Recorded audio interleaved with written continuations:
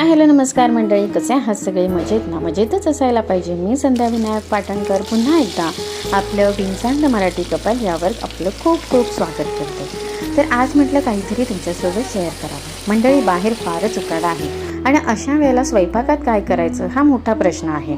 तर म्हटलं आज काहीतरी अगदी हलका आहार करावा. तर मी ठरवले व्हेज पुलाव बनवण्याचा. तर आज म्हटलं तुमच्यासोबत व्हेज पुलाव रेसिपी शेअर करावी. अगदी सोपी, सरळ आणि इझिली आपल्या घरात जे काही अवेलेबल आहे त्याचपासून बनवलेली ही रेसिपी आहे. चला तर मग सुरुवात करूया.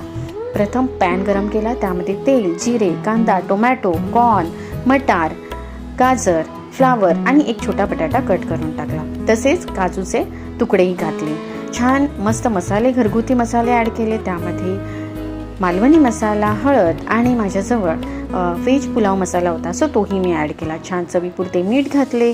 2-3 वेळा स्वच्छ तांदूळ धुवून घेतला. त्यामध्ये जेवढे पाणी लागते तेवढे ओतले. 2 चमचे तूप घातले. कुकरच्या 2-3 शिट्या काढून घेतल्या. असा माझा व्हेज पुलाव तयार झाला.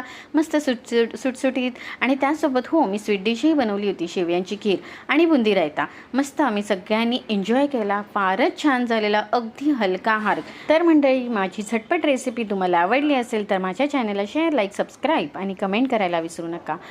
थँक्यू.